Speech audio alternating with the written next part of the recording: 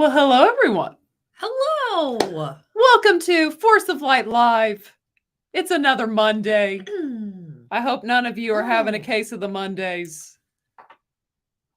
I've kind of had a case of the Mondays. Not the full day. It really sounds like she has. Not the full day. But it's been a little bit of a case of the Mondays. She's in a little bit of a mood when I got here. It's been a long day. But I think it's going to get better tonight, actually. Excited to be back with you guys this evening. Obviously, last week we were off. So good to have you guys here. Thank you for joining us. I will bring out our guests just in a moment, but I want to say hello to you all. TD, good to see you. Richard, Zacharot, Anthony, good to see you. In fact, Anthony, I think you discovered us while I was on their show about a year ago. So wasn't that special? It is. I like it. And Griffin, good to see you. Hey-o. Hello to you. Stranger Things 5 will be good. We'll get into that, actually. Yeah, let's discuss it. We will get into that a little bit later. And DL, good to see you. No. Your average Patriot nerd, always nice to see you. And shout out to your average Patriot nerd and Mr. Buttcrack Media for having the blue level. In fact, they just got access, guys. They're getting like two and a half day early access to our reaction to Hot Shots 2, which will be out this Wednesday for everyone else. Woo-woo. And members, if you haven't seen already, I did put out for all members, I put out a video about the little Ahsoka trailer spot. We discussed that. So definitely check that out if you haven't. And Sensations, nice to see you. Dominic, hello. Damajanai, good to see you. Hello. Damajanai, brother Damajanai. I actually was thinking recently, hadn't we scheduled you to come on? But where have you been, man? I feel like we had, but just inbox me. You're truly one of my favorites. He is. You are. He's a good one. And KB, good to see you. J1, nice to see you. Nadia? Yes, I believe. Hello, Nadia. I'm just gonna do it back. There we go. Good to see you, Mr. Buttcrack Media, the most lovely Buttcrack. The man, the myth, the legend, the Buttcrack.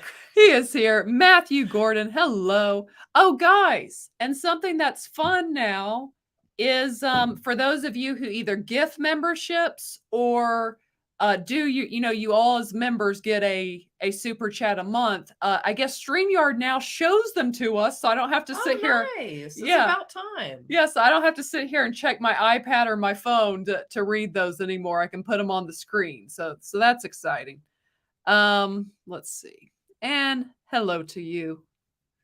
Hello. And Marcos is back. And Marcos has our guest that we're about to bring out. He's got the Salty Nerd podcast there. You'll definitely want to subscribe to them. Oh, yeah. If you have not, you'll definitely want to. If you've ever trusted me before, don't stop trusting me now. Okay, so Michelle gets 2 L's. Natalie only gets 1 L. Why? Well, my friend, that's because there's only 1 L in Natalie. And the Science Fictionary, nice to see you. Very nice to see you here. It's been a while, Natalie. Natalie, you're getting called out for not being in my videos. Hear the Stain song. It's been a while. Yeah, that one. I can't. I do. Yes, it has, my friend. I do like that guy's voice. And let's see. Oh, well, let's not. Oh, we're gonna go back to it. We got 2 already. Michelle. Oh, we're gonna get there. Let's see. Glad you're back. Well, thank you. Glad to be back. Very glad to be back.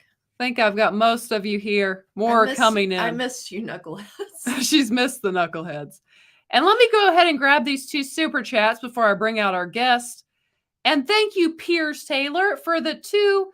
I believe it's $2. I don't know what the A stands for. Thank you, Piers Taylor. But yes, thanks for the popcorn. Well, you're welcome. You're welcome, sir. Yes. We appreciate that very much. And Raider 03. Thank you very much. That was an answer to prayer. No joke. Thank you very much. With the $100 super sticker. you very, very much. I mean, that definitely requires. God bless you, Raider. That requires a dance. I mean, multiple dances. Yeah, I cruise through the city and I roam the streets. And last. And another one. Why you all in my ear? I see you saved the best for last. I did save the best for last. Good old Tom. But yes, thank you so much, Raider. Yes, thank you. In the words of Elvis, thank you very much. You need to add your little Elvis to that, but I'm not trying to be advantageous here. But my gosh, yeah, I mean, we've said it before. I mean, even 50, even to that all that is just like wow when people give it. But 100, I mean, thank you so much. That truly cannot be. What word am I looking for?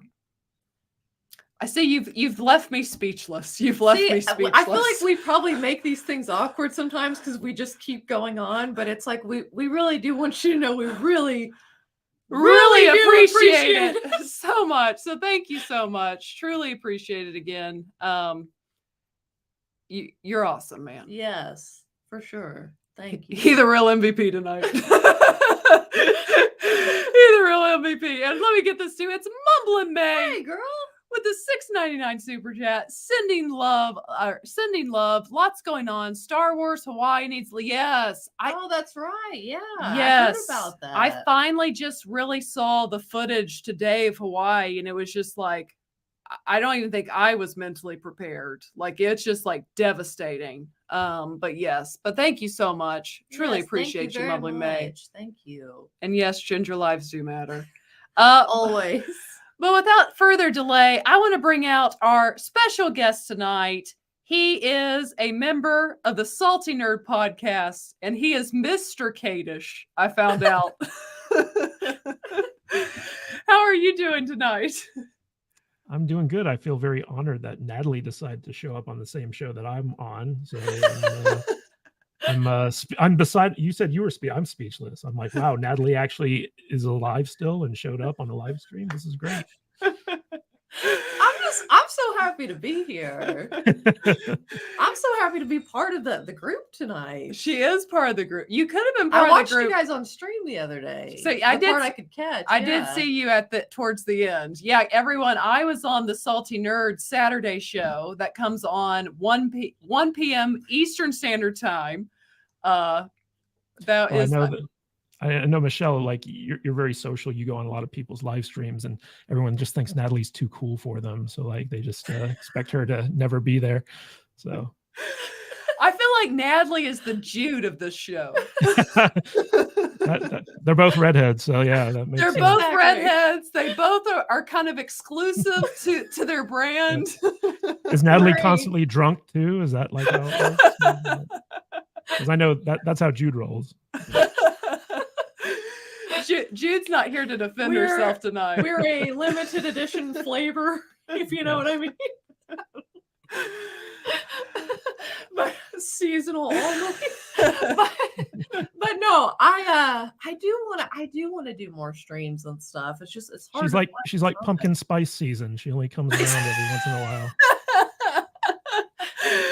She get us full fresh. She really is. So I've called it right. She's the Jude of the show. Oh, totally. Okay, yeah. Because I only see Jude on the main thing. Yeah, Jude hates doing live streams. Every time we're getting ready to go live, she's like, "Peace out. I'll see you guys later." She's like, "Bye." Yep. Fun talking to you guys. So long. Bye bye. Farewell. I love the man hate them. It's a love hate. You love what? Live streams. It's a love hate relationship. Gotcha. Yeah. So I actually, because guys, again, I was on their show Saturday and I tell them our next first watch reaction is Hot Shots, but then after that will be Wayne's World. So Kadish, I went to your podcast and I could not find the Wayne's World episode and I searched long and hard, and I don't know if I just overlooked it. It's there. Let me see if I can find it for you. But we gave you a hard time for watching Hot Shots without watching Rambo first. I know, which I thought was kind of funny because like you're gonna miss so much of the jokes if you like haven't seen like the source material first. And what's funny though is like I don't think it really took that much away from our laughter because we were I pretty know. much dying. We did, but I bet it would be funnier still. And so maybe we should watch Rambo for a first watch at some point. How so, Kate? Let us know in the comments. I if you all don't would think be you guys. interested. I don't think you guys would like Rambo all that much. I don't I feel don't we think I would either. But I feel like I would get some really good laughs. But if you can share my screen with you, I'll show you. So like these are our reviews. I just typed in Wayne's World Salty Nerd. Oh, okay. Yeah, I just need to do that. So we did our super episode, which was we did Wayne's World 2, and So I Married an Axe Murderer, and then we have Wayne's World and Wayne's World 2 broken out as their own videos. So if you guys want to check those out, they're there for you. Yes. Okay. Yeah. I'm just gonna search. Wayne's World is one of my all-time favorite movies, and so It's like so I had a good. lot of fun doing that movie. Yeah. It's Oh great. my gosh. I've discovered that Wayne's World, see, that's kind of like me and Natalie. Like I'm Wayne and Yeah. Natalie. You guys party Totally. on? Yeah. Except for when it comes to the big dreams, and then you're like Garth, like, no. And I'm like, it will. I'm just Just I'm just waiting for Natalie to say, like, did you tell him I got pubes yet? But Natalie is so like how I see awkward. a half-naked Indian walking behind you guys. like how awkward Garth is. That's kind of Natalie in social That's settings. that's really about accurate sometimes. Have either of you ever given a man a gun rack for a gift? I haven't, Yeah. but maybe No, we didn't. but we maybe that would be a good gift someday. He didn't, I don't know. He didn't seem that Make sure well. he has a gun, let alone multiple guns to necessitate a whole rack. Right. Yeah, I thought Wayne's World was pretty fun because they were almost like what YouTubers would be today. It was almost Yeah. like ahead of the curve. right. Yeah. Well, it was like public access TV. That's what YouTube used to be before it became YouTube. So Yeah. it was like the 1980s YouTube. It was public access TV. Okay. Yeah. But what's funny about Wayne's World is like Rob Lowe. Rob Lowe Yes. was just like his career, he had gotten canceled basically because of that sex tape he had done. Oh, and, I and- didn't even know about that. Oh, you never heard about that? Oh man. No. Yeah, someone released a sex tape of him with like an underage girl, Oh. and his career basically just got shut off. Mm. And but for whatever reason, somehow he got cast in this movie, and this was kind of like he used to be like the teen heartthrob, like serious actor, and after this movie, he kind of pivoted more towards comedies. Yeah. And this was like the movie that kind of like resuscitated his career. Oh, that's See, awesome. that's I didn't realize interesting. Like that. I didn't realize that backstory, but like now that you say that, it is kind of like Tommy Boy, or is that the one? It is like he did used to do, I guess, originally more serious stuff, and then he did become more like he would be kind of the jerk in a comedy movie. That was kind of Yeah. like his thing. So yeah, that's Yeah. interesting. I had no idea. Yeah, that's pretty good. Well, and I want to ask, since you pulled up, you guys reviewed. I haven't seen what is the Mike Myers? I married an actor. So I Yeah. married an axe murderer. It's one of my all-time favorites. Me and Jude quote that movie to each other constantly. It's hilarious. Okay, so we're gonna have to do that one too. Yeah, Mike Myers. So like he plays multiple. This was the first movie where he kind of played multiple roles in, and he plays his own father, who's the Scottish guy. He does the Shrek voice, and the dad is just he makes the movie. So like we just quote the dad constantly to each other. It's like Hid, move, no, and in fact, it's that movie which kind of started the premise of his Netflix special, The Pentaveret. Okay, I haven't yeah, watched if you've that ever- either. Yeah, watch So I Married an Axe Murderer first, because Okay. like the dad in that movie sets up what the Pentaveret's supposed to be, and then Mike Myers just took that gag from like decades before and turned it into a mini series on Netflix. It's really funny. Okay, yeah, I'll have to see that because I Yeah. really did not discover. Like I watched. You rediscovered. So I already said this, I think, on their channel. I've discovered that I was a very repetitive watcher. I still am to a degree. You are. But like I loved Austin Powers, the first two when I was younger and they had just come out. But I watching Wayne's World, it just reminded me of how funny I actually think Mike Myers is. Just his Oh, he's faces. brilliant. He is. His smile is Yes. funny. Yeah, even just the way they smile at stuff. It really is Like hysterical. even his like weird dramatic roles, like he played the club owner in this movie called 52, and then like he was in the Quentin Tarantino movie Inglorious Bastards. Like he had like Oh, a was he? small little role there. Yeah. And like he was actually like he kind of disappears in these roles. He was actually in that Freddie Mercury biopic. Yes. I forget the name of it, but like all of a sudden like he's there and you don't even recognize him. Like he just disappears into these characters. It's really, really fascinating. But he's a interesting actor because I don't know if you guys know this, but with Wayne's World 2, so basically he had an entirely different script planned. And it turns out that the script that he had written was based off of like an older movie, and the people who owned the rights to that movie were going to sue Paramount because of like, you know, copyright infringement or whatever. And so he got called into Sherry Lansing's office, and basically she said that either you write us a script by tomorrow that we can go into production with, or I'm going to destroy your life. And so like he had to be locked in Lorne Michaels' offices at Paramount, and they wouldn't let him go until he had written the script for Wayne's World 2. That's kind of why Wayne's World 2 is like sort of all over the place, is because like he'd spent like a lot of time and effort writing a completely different script, and he had to write like a completely new one within like 48 hours. Otherwise, like they were going to like, you know, sue him to Kingdom Come. They were going to take his house. They were going to like, you know, basically like financially ruin the guy. And so like he basically just had to pump something out, and that's what Wayne's World 2 was. So Okay. Yeah. So do you like Wayne's World 2 or no? not as much as Wayne's World 1. Like little bits and pieces of Wayne's World 2 are just completely brilliant. Like the old roadie guy who's like, I had to, you know, get a brandy glass full of brown M&Ms or Ozzy wouldn't go on stage. You know, like that whole thing. Like I find that absolutely brilliant. The part where they bring in Charlton Heston to replace like the old gas station guy, like absolutely brilliant. So there are bits and pieces of Wayne's World 2 that are fantastic. I love like the whole kung fu fight with like what's her name's father.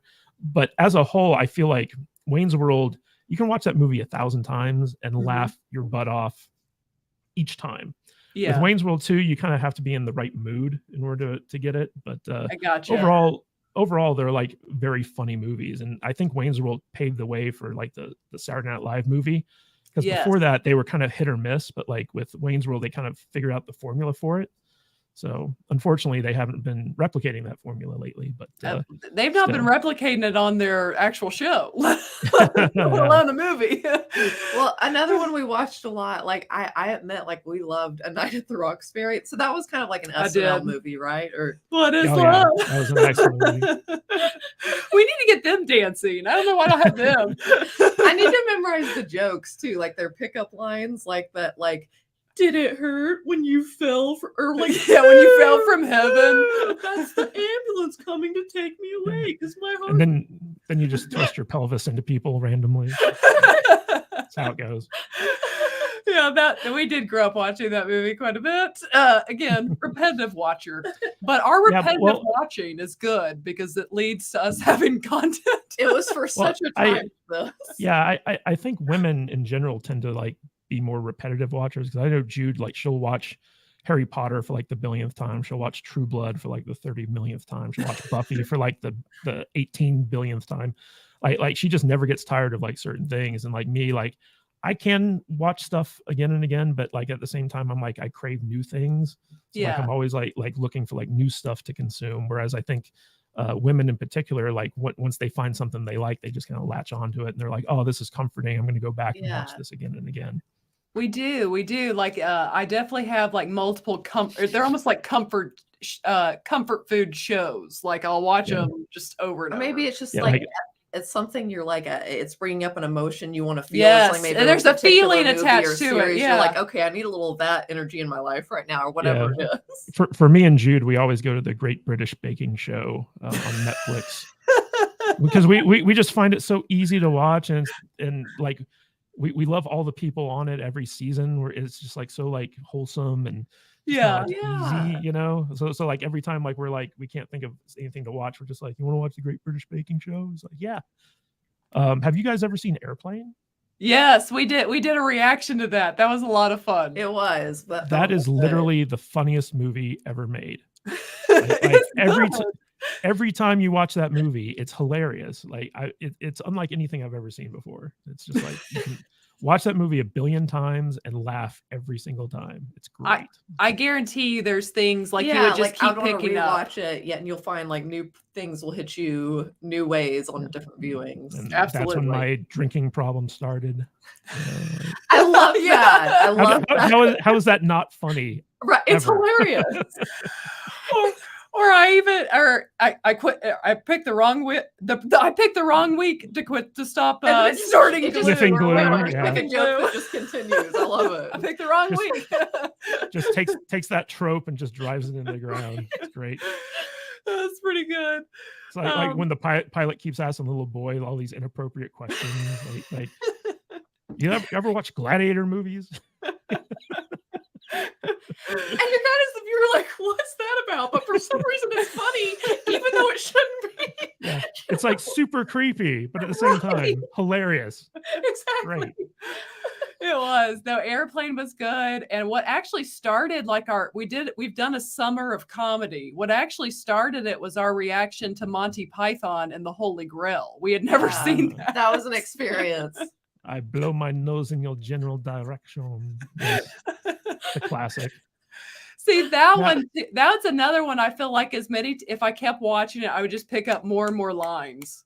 Well, have you ever watched the original Monty Python TV show? No, and I thought maybe we should react to some of those. Yeah, like they're like skits, Yeah. right? Or like Yeah. I mean, it's a sketch comedy show, but it's got like a really dark sense of humor. The movie after the Holy Grail was called The Life of Brian. Yes. And it was basically like a weird kind of like movie about Jesus Christ and stuff like that. But it goes off in some really weird, messed up directions. The and it's not movie quite or the show? the movie. Okay. I'm talking about The Life of Brian. And it's just it gets super dark. And to the point where it just stops being funny. It's Yeah. very bizarre. But Holy Grail is the best. Like the whole thing with the Dark Knight. It's like it's but a flesh wound. Just Flesh wound. Your arm's missing. what's a scratch? Oh, like but a yeah. scratch. Yes. What totally got me in that movie at the end was the bunny. Like I lost yeah. it at With the its bunny. sharp, pointy teeth. He's a killer. Well, and the Run way- away! Run away! It's so bad and cheesy, but the way it's because of attacks how them. badly, the low quality it is, the way it just kind of flings at him, kind of floats to him. It got me. It really did. Yeah, what's your favorite comedy of all time?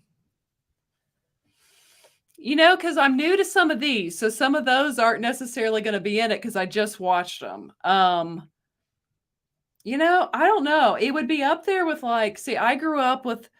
Okay, so my favorite, because I grew up loving Chris Farley. My actual favorite Chris Farley movie is not Tommy Boy, but it is a movie few people have seen, and that is Almost Heroes. Have you ever seen it? Is that the one where they're like going out west and Yes. dragon train? That's your favorite one, really? Yes, I love it. I know. I love it too. It's so funny. But then Isn't that no wait? it's Matthew Perry is with him. Okay, no, I'm thinking of a different movie. My bad. Okay. Yeah. Yes. I let's see. I also Anchorman was up there. And I really love Dumb and Oh, yeah. Dumb and Dumber. Dumb and Dumber was you probably my favorite growing up. Have you ever seen Something About Mary? Oh yeah. Yes, yeah. Yeah, that one's We funny watched too. that one probably a couple years ago, just randomly. Yes, and I grew up watching Heavyweights, things like that. Now, here's the real question: have you guys seen Euro Trip yet? No. No. All right, on your first watch series, you have to watch Euro Trip. Okay. You guys are gonna love it. Trust me. Okay. We'll do Euro Trip. Definitely. Yeah. And let me grab these few super chats. Let's see.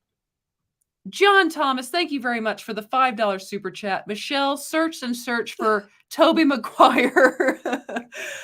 Well, I would still like me. Oh, you mean for a dancing clip?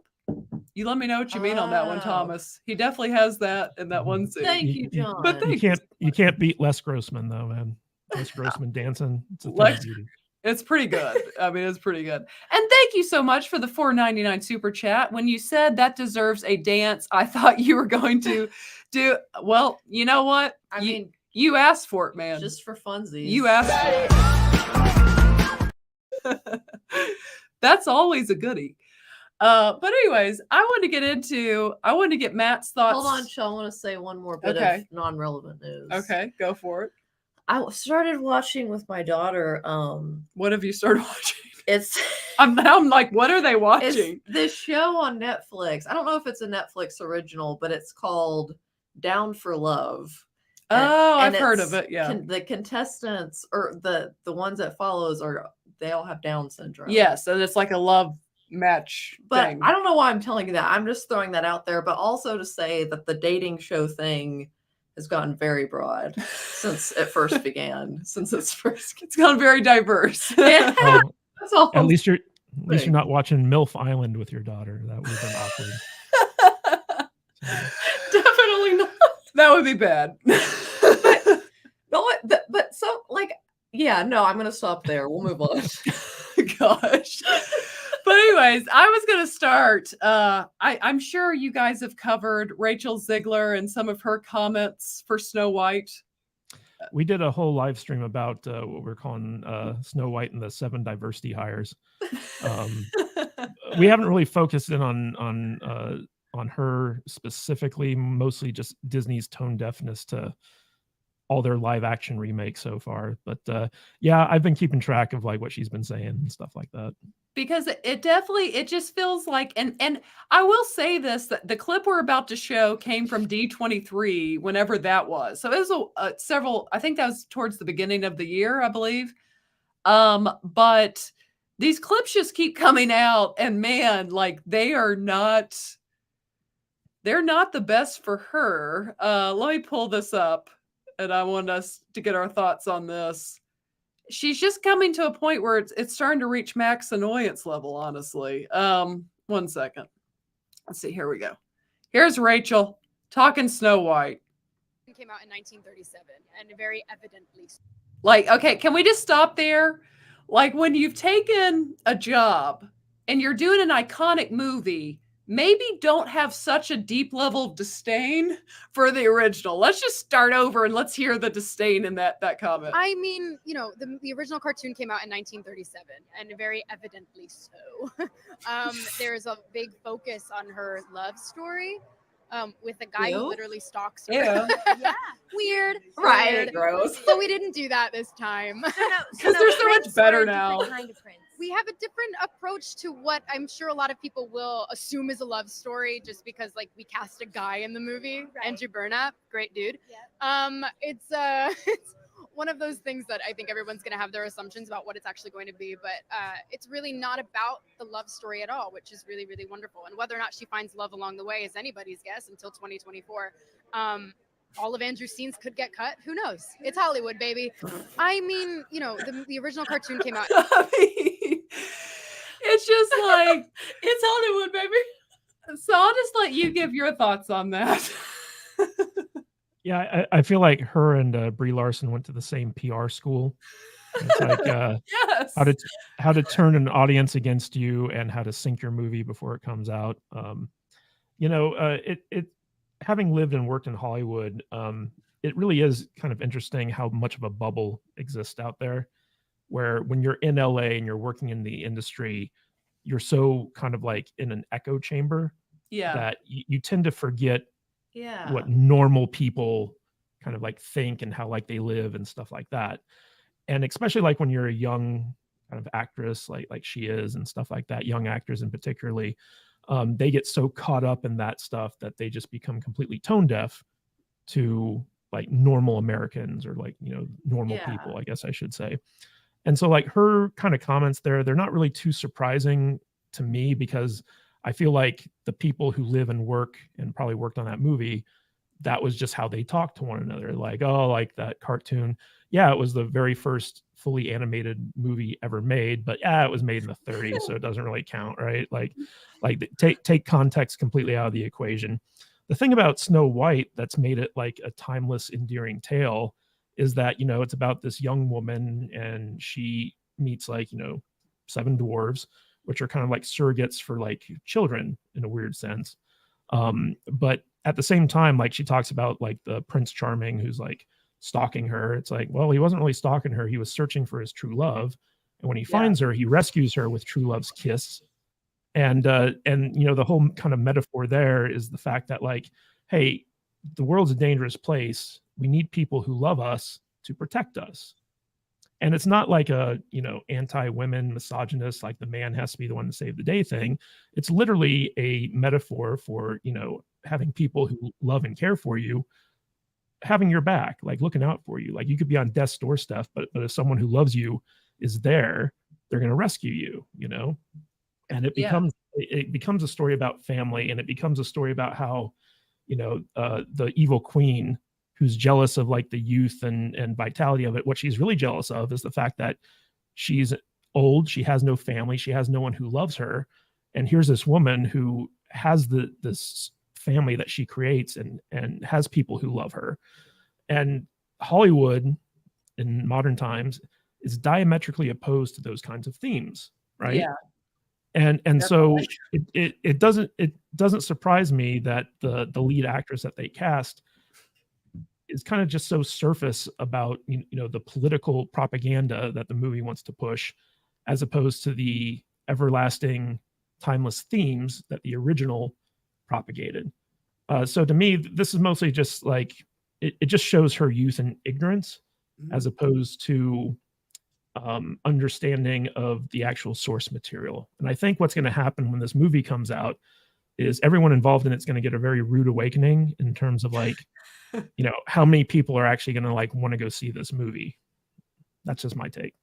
Yes. No, and I think too, and this is something I've said before, I think more on other channels, but I'll say it on my channel tonight, is something that's very interesting in modern Hollywood is if you notice, they don't mind when like a male hero gets a love interest. That seems to be fine. Like, so men can be the lead role and get a love interest, but it seems like with women today, with Hollywood, they have to pick A or B. It's like their minds can't imagine the woman being the lead character having something that doesn't necessarily have to do with the love story, but also bringing a love story element into it. It's just, it's kind of sexist in its own way, I would say. Because most women like love stories. They like that, kind of woven into the story at least. I mean, literally, we were talking about things like comfort TV shows.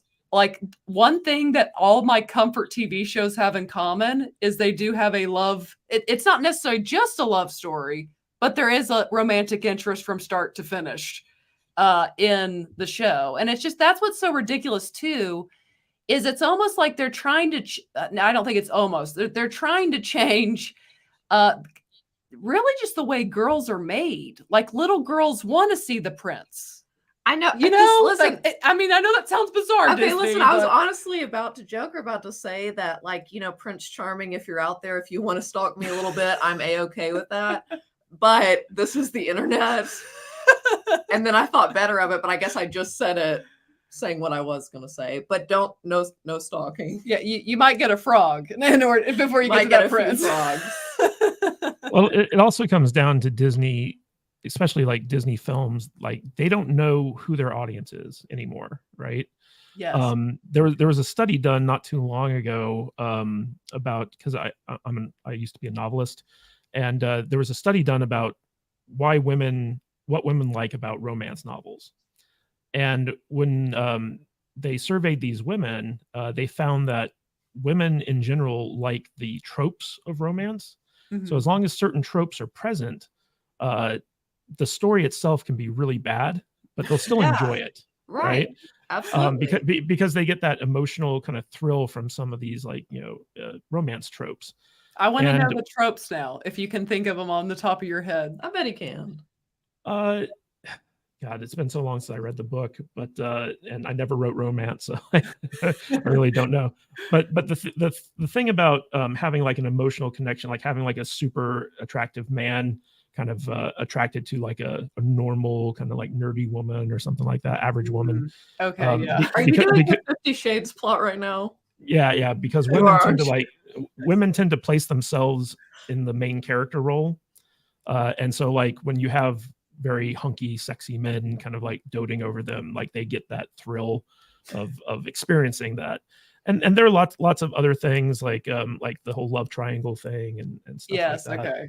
Okay. But I'm sure there's like a laundry list that we could find somewhere out there if I bothered to do any research. But the idea here is that Hollywood really, they look at feminism as the absence of men, like women not needing men for anything, Yes. including self-worth and romance and stuff like that. That's why you see so much lesbianism, Jude hates it when I use that word, in movies and TV shows nowadays, because it's just like, oh, we're gonna turn these characters gay. Doesn't matter what their past is, or like they've never shown any inclination to it in previously, but we just want to remove men from the equation completely because we believe women have to just like be all about women. They can't need anyone else. They have to be strong and independent on their own. And I mean, it's gone to such an extreme. It's almost parody at this point. It really is. Yeah, and to say that like to be a strong character, you don't need anybody. I don't know of anyone in life, men or women, that can just like be by themselves the whole time or do everything by themselves. Like we all need support structures. It's not easy. Batman needs a Robin, like Yes. that whole thing. So like the idea that like being independent and solo and stuff like that indicates that you're a strong character. It doesn't mean like you can't have love, you can't have romance, you can't have help from other characters. But the quality of the writing in Hollywood has gone downhill so much. Like I literally can't root for them in the writer's strike because I'm like, AI could probably write better than you guys do, in all honesty. So.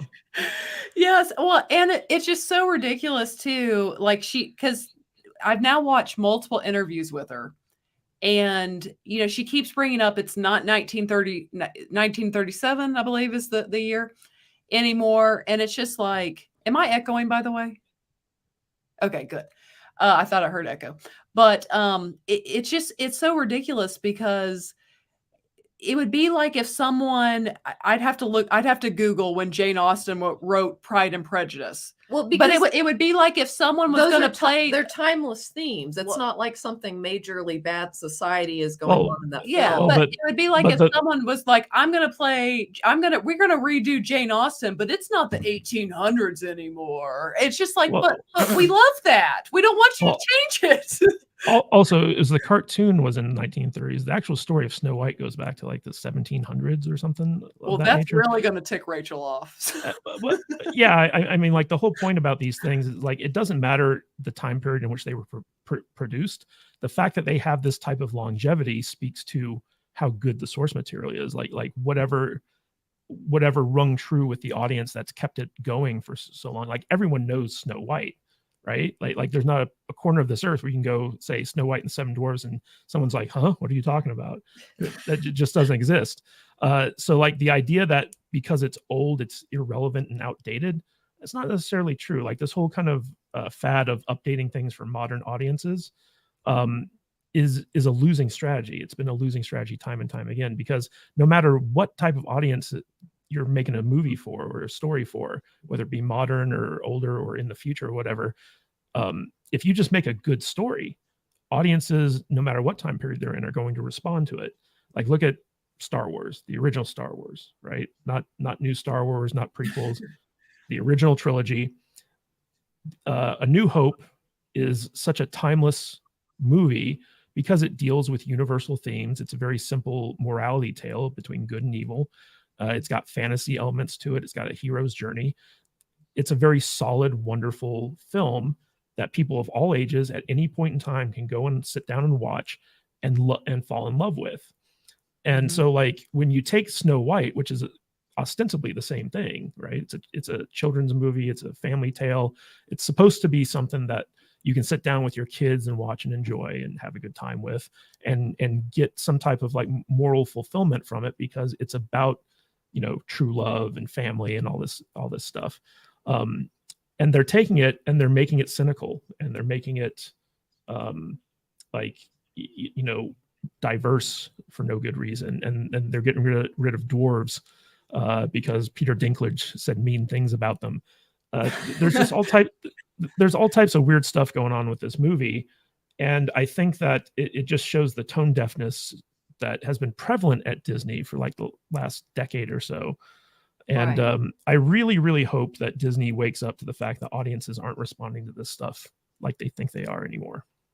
Yes. Yeah, I mean, you would think so. Well, and something I was going to say, I think, and I haven't watched Snow White in a while. It's been that was not like our favorite growing up because it was pre us. Maybe because it was like older, or I Yeah. don't know, or something at the time. But I think like one of the themes that, like beauty, beauty on the wall, who's the fairest of them all? Well, like the point of it is like, even though she's older, and we know what the manosphere would say, but she's still a beautiful woman. But what makes her not beautiful is who she is on the inside. And then Snow White, with her care and working together with the 7 dwarfs, and she's a princess, but she's beautiful on the inside and the outside. And that's what the queen will never have. And Well, so that's kind of the beauty of it. What's crazy is with this movie, you have Gal Gadot, who's jealous of Snow White's look. Exactly. I'm like, in what fantasy world does this exist in? Oh, I've said that. Right, exactly. You're not wrong. I've said now multiple times that's the most unrealistic thing about this new movie. Forget the 7 dwarfs or the 7 mystical creatures. It is the fact that Gal is jealous of this Snow White. Of this, Yeah, that's the most unbelievable thing. Yeah. It really is. It truly is. And let me see. Let me grab one more of these. I think I missed it. Did I? Yes, I got that one. And your average Patriot nerd with the $10 super chat. And now for something completely different is a movie version of the TV show skits, off the wall and pretty funny. Live at the Hollywood Bowl was peak American popularity with their skits. Is that Monty Python? Do you know? I don't think so. I could be wrong though. Your average Patriot nerd, you don't have to send another super chat, but just let us know. Is that Monty Python or is that someone else? But thank you very much for that. I appreciate that so much. And John Thomas with the $5 super chat. Pride and Prejudice and Zombies is the superior adaptation. I've never seen that one. I've never heard of that before. I knew Thank they did you, it. John. Yes. It's basically Pride and Prejudice, but with a zombie invasion. Who knew? It was written by the same guy who did Abraham Lincoln Vampire Hunter. Yes, I've not actually seen the movie, but I can see the picture of the poster of that one in my mind. I didn't think either of them were very good in terms of movies. I haven't read the books, but they were okay. Gotcha. Well, I had an interesting thought, you guys. I thought maybe we could explore it if you two care to. Well, I wanted to get to this next point. So how funky is Natalie about to go? Well, no, I'm just saying, I was thinking on we were talking about romance novels, okay? So what really appeals to the ladies deep down when nobody's watching? Well, no, here's you the thought about it. And I think about the last one I read about 7 years ago. I was on a plane. Yes, I read a romance novel. And what is the theme I see? So it's a very masculine man, very masculine. He takes control of the situation. He makes sure she's taken care of, but he shows restraint. Because above all else, he wants her to feel safe. And then once he's gotten her to that point, boom, then the fun begins. No, I mean that's just pretty. But it's just so if you guys want to know what women want, it just kind of came to me. Yeah, just read romance novels, and you're gonna pick up some familiar themes. Yeah, it's pretty true. And that's what's so ridiculous. And then we'll move on to this next story. You guys don't need those lame dating things anymore. I just solved it for you. Well, there's actually a lot of good dating ones on YouTube. Oh, that's true. Usually, I'm at the bad one. Yeah, usually for women, there's male ones that have good advice, and for men, there's female ones that have good advice. But anyways, that's just kind of and this is the last thing I was gonna say on it. They need to stop trying to change how women are. Little girls dream. I'm saying in movies too. Yes, little girls dream about romance. Women dream about romance, so they just need to get past this. It's not 1937 anymore. Newsflash: women still like love. I also think they need to stop having their actors promote their movies. Oh, yes. I think they might as well just keep releasing all the movies while they're on strike They because should put them on a gag order going forward. Just be like, if you're in a movie, you can't talk about it. Just don't talk about anything. absolutely. Well, I wanted to get, in fact, he said something about kind of the alphabet community agenda they have, but I actually wanted to get your take. I've now read the full article and I'm less concerned, but still I want to see you guys take. So I saw Noah Variety, the magazine, did this big spread with Noah Schnapp from Stranger Things. And we got a little bit of info, at least from his perspective, of season 5. And those of you out there, and we actually, if you're newer, we did an excellent in 2022 episode. It wasn't a live stream, just an episode with Matt about good writing versus bad. And we did Stranger Things versus Kenobi. And anyways, definitely go check that out. But yeah, Stranger Things, we're huge fans. Yeah. But there's a little cause for concern here. But overall, I don't think I'm that concerned. But I wanted to see you guys take on this. Let me pull this up. And let me try to find the exact. This thing was so long. It'll take me a minute. That's pretty long. I read through the whole thing today. And again, it's been a day and a half. That was an accomplishment. I would have had this pulled up exactly where it is. Because this is all about Noah coming out as being gay. Which, I mean, that's his thing. That's not what I'm concerned with here. I'm concerned with Stranger Things. But let's see here. Which character does he play? He plays Will. Okay. Let's see. Okay, so we've got comments like this. Now that let me make sure this is, it's there. Now that he's out, Schnapp says, I think the way I act in season 5 honestly might be a little different. I will be fully aware of who I am, knowing all of that about myself and being able to invest that into my character. I'm honestly excited. And there was something else. Let's see. I'm trying to find it because I know that the Duffer Brothers have said that season 5. Here we go. I believe. Yes, this is what I want to get into as well. Right here. There we go. I just messed it up. There we go. The Duffer Brothers took the risk because they wanted to prepare Schnapp for what lies ahead for his character in the 5th season. Will really takes it center stage again in season 5. I have no problem with that. Says Ross Duffer. This emotional arc for him is what we feel is about to hopefully tie the whole series together. Will is used to being the young one, the introverted one, and the one being protected. So part of his journey, it's not just sexuality. It's Will coming into his own as a young man. And here's what I want to say, and then I want to get you two's thoughts on this. I'm going to be personally, thus far, the Duffer Brothers have done a great job. This has been one of the best shows of the last 10 to 15 years, in my personal opinion. It's going to really tick me off if in any way they retrospectively kind of change Will's arc and make it about him coming out. Because I don't necessarily get that from here, and that's what I want to say. But there's a few things I don't think it's going to be like a big point of the season, of their last season, with so many things they're tying up and stuff. I don't even think there's a way. I guess there's a way. If you can force it if you really wanted to force it. But I'm just saying, I don't see them going that it's that important. But I could be wrong. I mean, who knows? So does anything I just read concern you, Matt? If you're reading that, knowing how Hollywood likes to do things. Well, the young actor coming out as gay and his character being gay, I'm like, well, I guess that'll help bring some authenticity to the role. I don't know.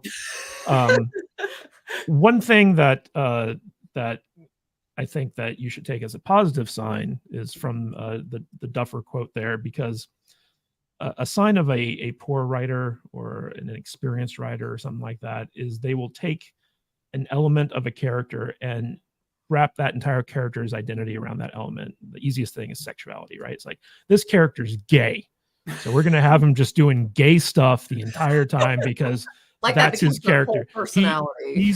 He's the gay guy. He's the one. He's like he's gonna be checking out that guy's ass. He's gonna be singing show tunes. He's gonna be doing all this stuff. And good writers, sophisticated writers, if they make a character gay, they'll have the sexuality of that character be an element, but it won't be the focus of the character. And it sounds like from that quote, that's what the Duffers have intended. Now I know that for season 5, a big focus of it is going to be on the mythology of the underground, right? It's going to be like where it came from, what the rules are, what's going on down there. And Will was the first one to kind of cross boundaries there, and he was stuck there. And so like he has more of a connection to it than probably anyone else. And so his character is probably the best suited to lead whatever fight is going to be had against the Upside Down. And I feel like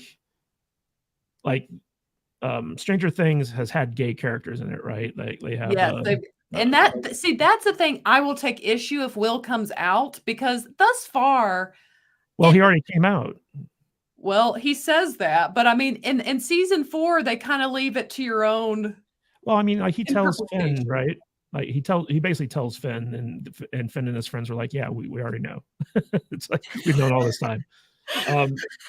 So like I feel like this is more of a thing where like they might touch on it, but it's not going to be the focus. It's not going to be like if you had like the writers of The Witcher doing this, they'd be like like they'd have like rainbows, and they'd have like Will being like in biker shorts, like prancing around fighting monsters with his rainbow flag. I don't think that we're going to get that. I think that this is just going to be like another aspect to the character, and it's not going to have like a whole lot of focus on it. Yeah, I don't think so either. Yeah, I mean, like if you look at the other gay characters in the show, like there were some bits where like what's her name was like Robin, nervous about this girl that she liked and stuff like that. But I mean, that's no different than your average teenage angsty stuff. And at the end of the day, it didn't detract from the fact that she was like a badass and she helped, the team, fight, what's his name? Vecna. Yeah, Vecna. And so like, I feel like the Duffers are skilled enough where they're not going to get sidetracked, and they have enough clout where they can't let Netflix bully them into doing that type of thing. And in fact, it'd be interesting, like if this wasn't a Netflix show, if they would have bothered to have such like an openly gay character in the story, because they might have just chosen not to have that kind of sidetrack thing in the story if it was outside of Netflix, because we all know Netflix requires you to have gay and intersectional characters in every original series they do. So it might not have even. Is that literally in the contract?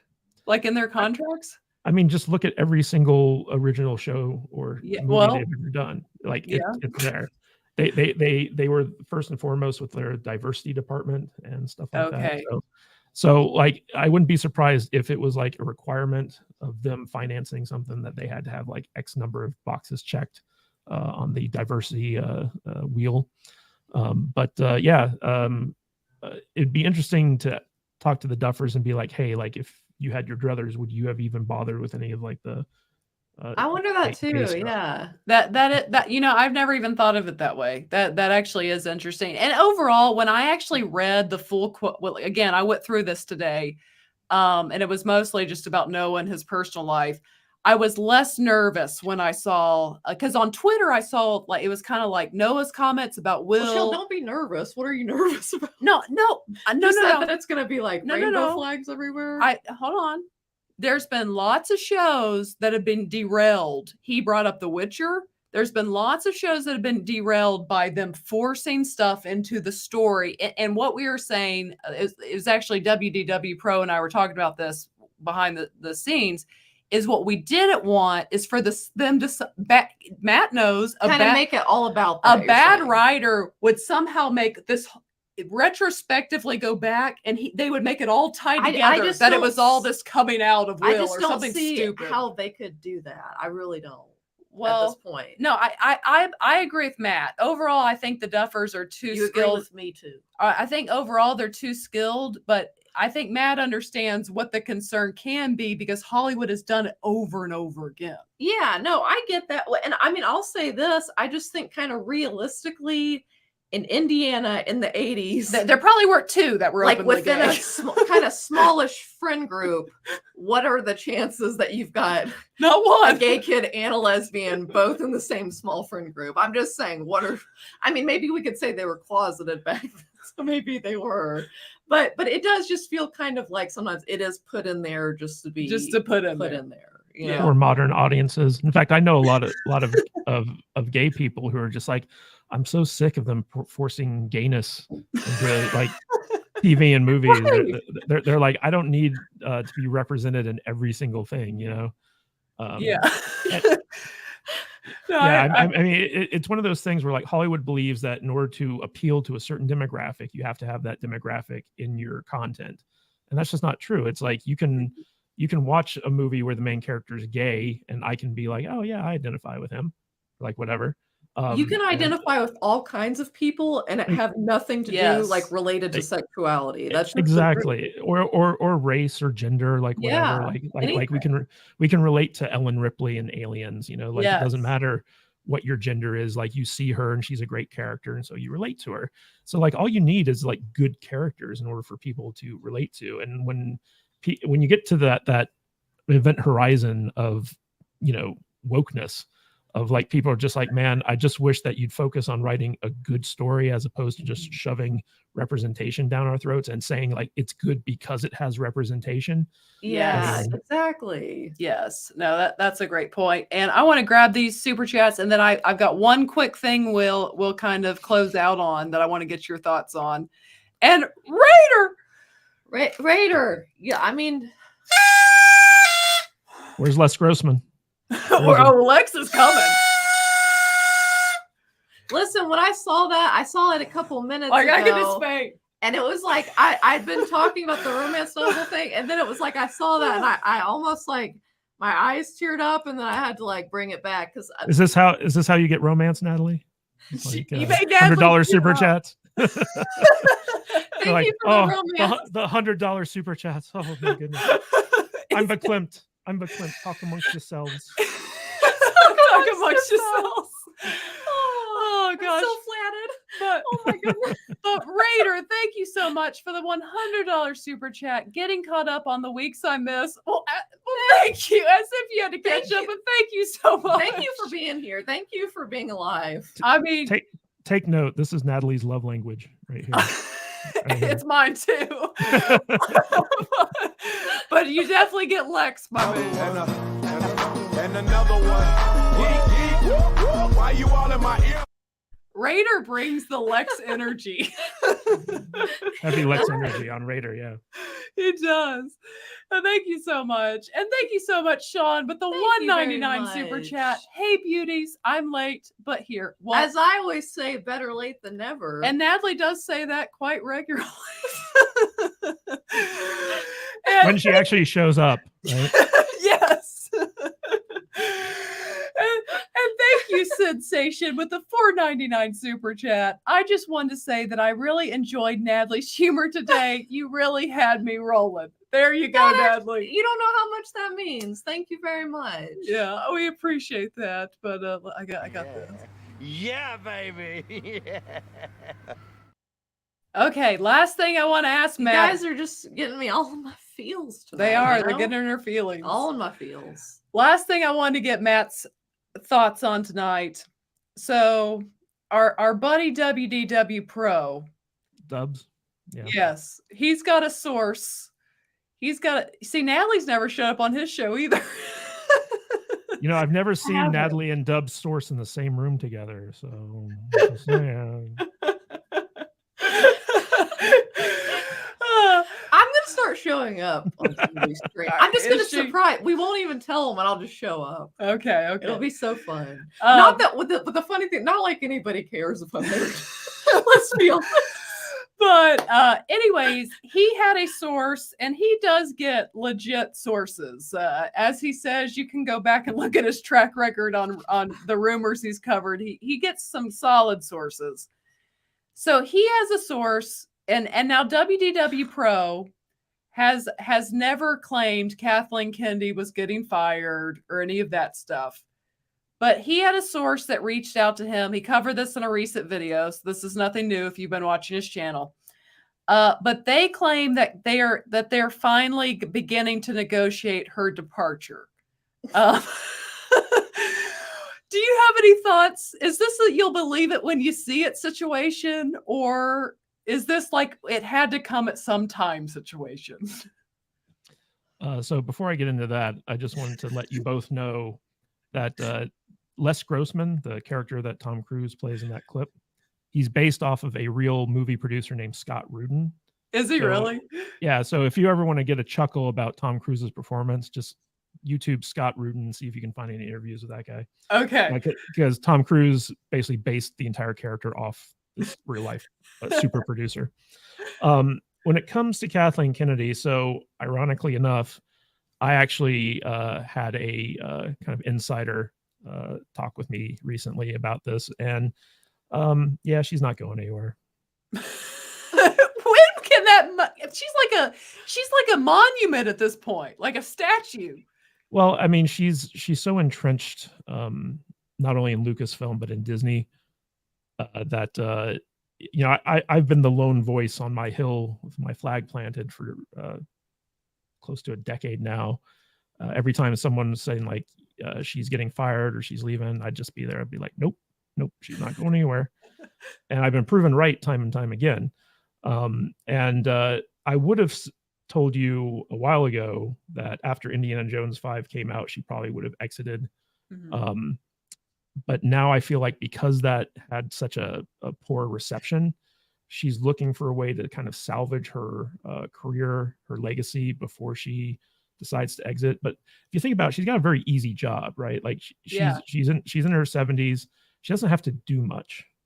So Right. like it's not a super stressful job, and she's poisoned the well of Lucasfilm so much that nobody else wants to step in and take it over at this point. I think that's probably the biggest issue, don't you? That they can't find anyone.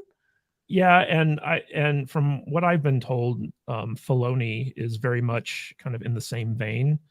Not that he's like evil or whatever, but he's just he prays at the altar of George Lucas so hardcore that he's very resistant to any new ideas that aren't his own. So any source who says they're negotiating Kathleen Kennedy's exit, I'd be very skeptical of personally, because from what I'm hearing, that's not the case at all. And she'll leave when she either passes away, suddenly of some unforeseen illness, or she decides that she just doesn't want to deal with it anymore, because, she's still got George Lucas's support.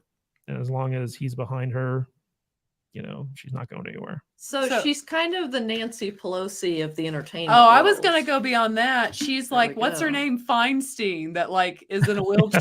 Like she keeps hanging on. I mean, you gotta Feinstein's the Walking Dead over She there, right? Like she's literally like there's nothing going on up here. They wheel her out and tell her like what to vote on. In fact, in her personal life, she doesn't even have power of attorney anymore. Like someone else is, but like, she's running all a over. senator. Yeah, she's a sitting senator. Yeah, I mean, knows? even John Fetterman, right? Like you don't even need functioning brain cells to be a senator anymore. So, Gosh. That's how bad things have gotten. Yeah, it's pretty bad. Nina says that KK will leave when pigs fly.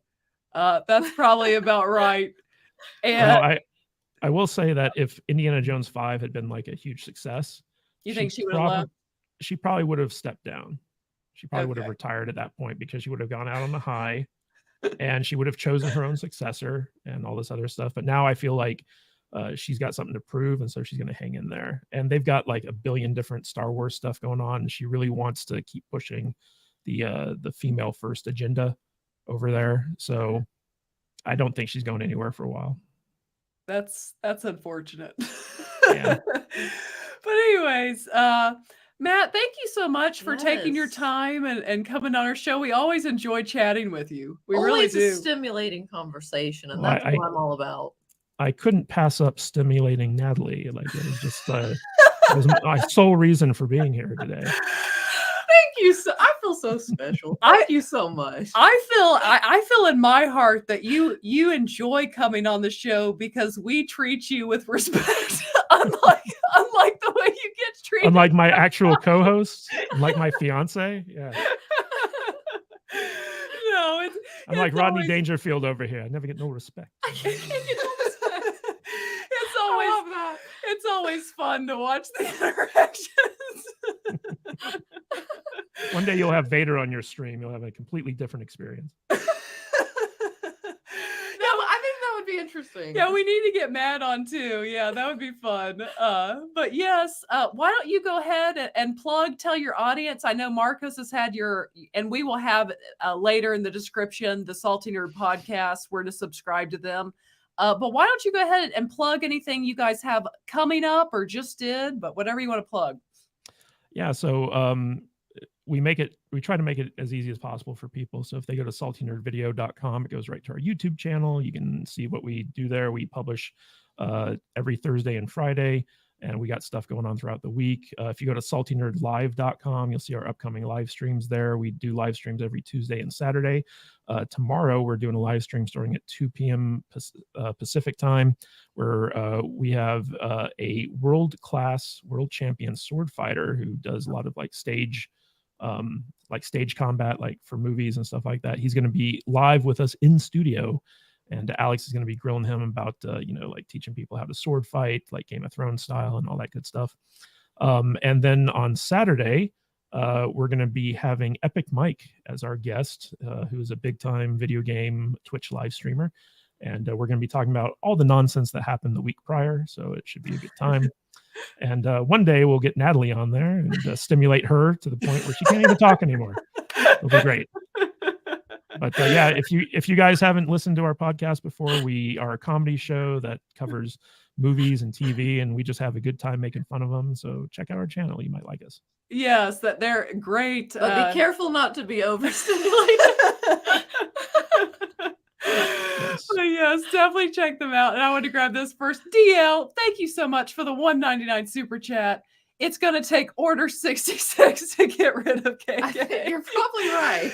You're not wrong, my man. You're really not. Good but sir. Yes, thank you so much. And guys, thank you so much. You guys have been so generous tonight. So generous. We appreciate. I feel it's been a special chat, and I just want to thank each and every one of you. Yes. I mean that. Yes. And as far as us guys, we will be back next Monday at 6:30. And be on the lookout Wednesday. Our first time watching Hot Shots 2 comes out. Even though we've not seen Rambo, we laughed quite a bit, I would have to say. It was quite funny. So come laugh with us. But yes, thank you again, Matt. Or laugh at us. Whatever gets you going. Whatever. We just want to put a smile on your face. Yes. Whatever overstimulates you to the tune of $100. Whatever gets you stimulated. Whatever gets that engine revving, you know. The grinds, the gears are grinding. Oh gosh. But yes, thank you guys so much. And yes, we'll catch you guys soon. And I will be on Toxic Femme tonight, so check us out over there. Natalie will not be there. She's too cool for Toxic Femme. She's like, those women don't stimulate me enough. I can't take the time out of my busy schedule to slum it with them over there. If they'd up the stimulation. They're like, maybe if they each drop $100 on me, I might consider showing out. Yeah. I'll consider. Oh gosh. But you everyone in the audience, you guys have an awesome rest of your week. I know it just started, but have a good I'm one. Ron Burgundy. You stay classy, San Diego. And thanks for stopping by. But mainly, stay classy. See you guys next Monday, 6:30. Go check out the Salty Nerd, and also definitely watch our video coming out Wednesday. And as always, ladies and gentlemen, remember to be a force of light. Goodbye. Bye, guys.